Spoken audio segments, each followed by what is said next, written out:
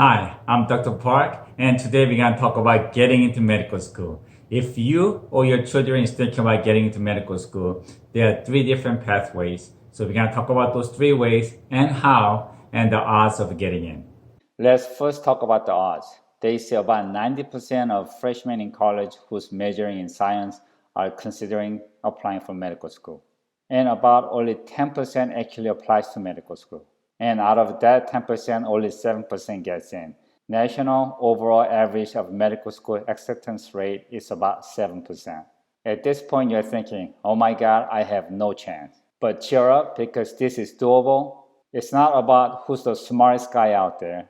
It's more about how to navigate your way, make a checklist, and prepare, and you'll be able to stay within that 7% from the start. If you or your child really wants to go to medical school from early stage in high school, you really have the best odds through Bsmd or Bsmd program. This is combining program of Bachelor of Art or Bachelor of Science. And this is where medical school selects you straight from the high school. About a little bit more than 50 medical school offers this program, and it's between 6 to 8 year program, but mostly 8 years. It's not easy to be accepted, but once you get accepted, this is really a great program. You only have to meet the required GPA score through your 4-year undergrad and require amount of volunteer time. Some medical school will waive the MCAT test. Some medical school will have minimum required MCAT score. So what's the catch? You or your child has to want it for themselves from the very early stage in high school because there's a price tag. First, your GPA has to be nearly perfect. I'm going to talk about my daughter Rachel because she got into this program. Through her 4 years in high school, she had 1 B plus and everything else was straight A's. You also have to have a very high score on your standardized test. And without sacrificing your GPA, you have to take many honor and AP classes as possible. I would say 5 is a good number. Rachel did 6 AP classes. And you have to put in a lot of volunteer times in helping people and also a lot of clinical experiences. Now, since the medical school is actually picking you straight from the high school, they have to know that you're committed. So if you do a lot of clinical experience like working in hospital, volunteering in hospitals, or adult center, children's centers, or even a private clinic, that's where Rachel started. They will show the medical school that you've had your clinical experience and this is something that you want to do for the rest of your life. Rachel also did an Emt training and she was certified as an EMT. And if you could work even for a short time riding on an ambulance as an EMT, that would be great too. Also, summer job that has something to do with helping people. For Rachel, she first started to volunteer at the Center for Mentally Challenged Children, and that became her job. And I believe she worked three summers during her high school, and she was actually getting promoted every year, and her pay also went up a little bit. So that shows the dedications and also how seriously you take your job. You also have to pre-plan for the recommendation letter. So you have to know which classes that you're going to ask for the recommendation letter and do well and let the teachers know early because they have so many letters that they can write. They might really like you and you might have done it really well, but if you ask late, which a lot of kids do, you might not get the letter from that teacher. Rachel also loves soccer and playing violin. Now, she also had to limit these activities because these sports and music takes up a lot of your time. So you have to limit that so you could put more time into your school. Many high school kids think college application is a nightmare. Well, think again. If you're going to apply for the Bsmd program, it becomes a lot more complicated. You have more application to write.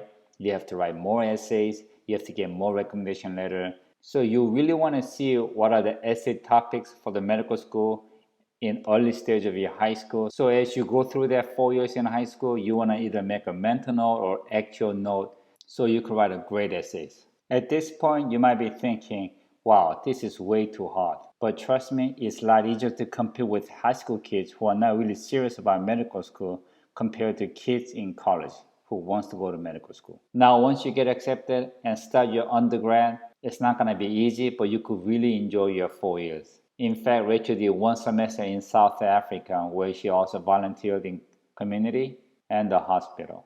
And she really, really enjoyed it. And Rachel told me she was so grateful that she got accepted at Bsmd Program because she was majoring in chemistry, and many of her friends really wanted to apply for medical school, and only few did at the end, and only one got accepted.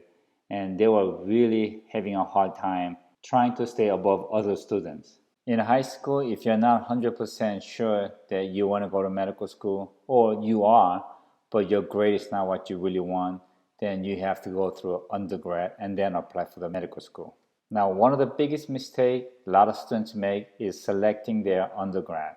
Now, if you select one of the best Ivy University for undergrad, it might be great school, but really hard to get a good grade in. And that can be the biggest stumbling block to medical school. So before you select your college, you want to check their track record of how many students get accepted to medical school. Because their 4 years might be great, but it might not give you the future that you want. Also remember, in freshman in college, many kids are enjoying their party and the freedom, and by the time they get serious about their future, which is around sophomore or junior, they feel like it might be a little too late already. So remember, when other people are partying in freshman, you really want to stay focused, and remember, this is where it starts. You want to meet your health advisor and get all your questions answered. That could also help you find opportunities for the volunteering and the clinical experiences as well.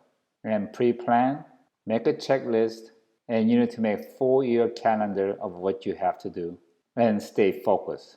And you have to pay the price. Now, GPA, you really want to stay above 3.7, and you got to get a high score on your MCAT. Make sure you take all your prerequisite classes, also volunteer, and you really need to get some clinical experience as well. And again, if you can, get certified as an EMT, and if you ride an ambulance, that'd be great. Also get into research. Again, recommendation letter is really important, so pre-plan. Also, working as a hospital scribe is a really good way to go. You have to limit yourself from having too much fun or having too many friends. If you thought college application was tough, medical school application gets a lot tougher. So you gotta pre-plan from freshman year. It's gonna be tough, but if you pre-plan from freshman, you could stay within that 7% from freshman. If you did really well in undergrad, and if you're on top of everything, including MCAT tests, then you might really consider applying for MD PhD program. This is a program where they combine the medicine and the research together. And about 100 medical schools offer this program.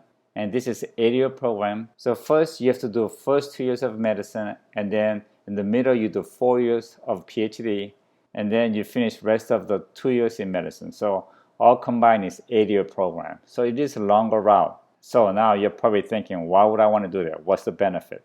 Well, when you graduate, it's like winning the biggest prize in medicine. And you won't have any money problem because they pay for the tuition and the stipend. So you'll be debt free. And if you decide to go into research, you will have one of the best sponsorship in your research.